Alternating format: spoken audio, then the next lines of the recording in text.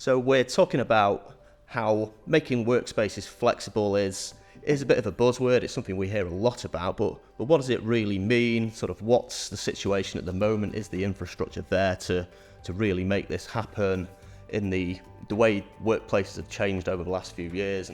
The office now competes with the home, so we're looking at the hotelification of our receptions, the creation of business lounges and informal touchdown points, and occupiers really looking to rely on that space to be provided within the building, along with on-site amenities, as opposed to building it into their own space. There is a lot of co-working spaces, flexible workspace around Manchester. There is over 60, and when the occupier gives you a brief, they're looking for location, they're looking for where are the amenities, is there a coffee shop on site, is there a gym? So all of this brings the brief together, and like Cuba is one of the best locations. For example, they've got a gym block, all the amenities they've got.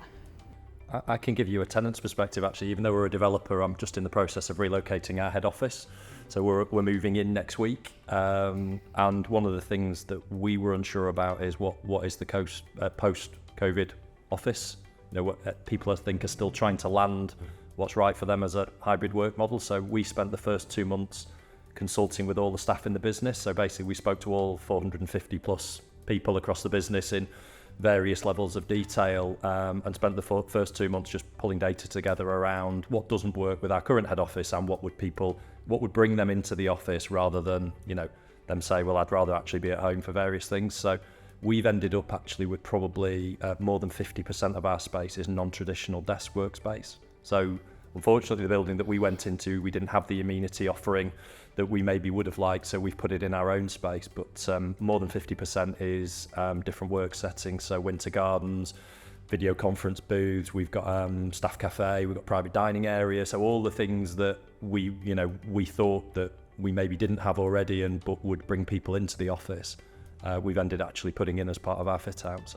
Yeah, and it is something that you still hear the horror stories. I had a chap that I know who runs a successful fit-out business, furniture and so on, design and build, and he came to us saying, look, one of the customers that we're dealing with, they move in on Friday, and the letting agent had told them that it was connected by somebody else, and when they looked into it, it was just that they had some equipment in the basement, nothing was actually connected. Well, their whole business plan all of a sudden sort of went to 90 days, 120 days, whatever. I mean, they can't operate. So you still hear of those, but I think it is becoming less and less with the things of the pre-connected buildings, and that's a big part of what we look at, obviously. But equally, you've got to have flexibility within that. You can pre-connect and everything can be great and it's all installed, but the flexible working with the business that's moving into that, they might have everybody out of that office for 2 days a week. So you've also got to have, I think, the products on the end of that connectivity that look after the end user. And there are things around that I think that's been focused on very heavily, certainly at our organisation, to offer the best of both worlds, I suppose. Partnering with the likes of Telcom or the other guys who do similar sort of things, I think from our point of view, it's a given now that occupiers just expect the building to be connected. They kind of come in, and the days of way leaves with utility companies are sort of long gone. The expectation is they should be able to connect into the riser and be dialing up and down as well in terms of connectivity. I think what they want the flex in that, and I think sometimes if you can I think the phrase is light the building up. Correct me if I'm wrong, but if the building's lit up from day one with a flexible provision, it kind of gives them that availability. I think it's quite a key point, because we talk about flexible spaces in amenity rich and different types of working areas, but the IT infrastructure also needs to be flexible as well. So we've got a mix of semi-connected buildings, fully connected buildings, and I think the key for a service customer then to go in the lounge and still have the same speed no matter where they are in the building is quite key, and also that reduction in upfront costs, so they're not taking on that burden of kind of coming in and putting their own IT line in. That's already kind of pre-cabled. I think that's where we've done quite well at the likes of Block and Bond, where we kind of resell. So we provide, say, a 1 gig to 10 gig line in the building, and then we'll sell kind of 100 meg to each customer, and that'll be an additional income stream for the business as well, which I think works quite well, but also works really well for the customer too. Some of these properties, I think, as the product offering within the city has evolved, and this building's a good example. You know, there are smaller fitted and furnished suites that people want to be in quickly and easily, and if they can't get that connectivity and get the office up and running, it's not going to work. So from that side of things, it needs to make that whole process, that being a big part of it, needs to be ready and available from day one. So I think we've all got used to working off probably 2 or 3 screens, and I've found that, you know, note for everyone, but maybe in these lounges have multiple screens that allows you to go and work most efficiently, and the productivity of it all as well. Because I found that when I go and work from my laptop now, it's a bit more limiting in terms of my outcome and productivity. The technology piece is quite interesting because people are using certain things to maybe kind of keep an eye on that. So technology, maybe even sensor technology, or even simple things around, you know, data from door entry systems in terms of, you know, what are our busy days, how many people are in, and because I think it's hard, particularly in multiple offices where staff aren't necessarily based in one office. It's virtually impossible to track what is your actual occupancy. So in terms of occupier engagement, you know, we over at NOMA we label ourselves as the growing community, and we have an amazing team on site who run events and occupier engagement, and things like providing networking opportunities to your occupiers that don't centre around going to the pub and having a drink. So we've got Plant Noma, who run an evening gardening club Tuesday at 6 p.m.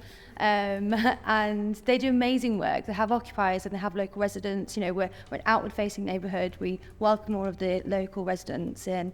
And they run these amazing sessions, teaching people new skills, giving them pride in the place that they work because they see that the garden that they're growing. And, you know, people who are living in high-rise flats don't really have a garden or anything to tend to.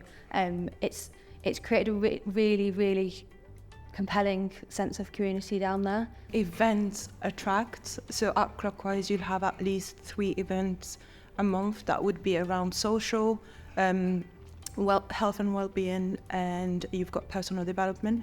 That attracts people. Then you're just like, oh, there is a social Friday, so I'm just going to pop in, sip and drink, or whatever it is.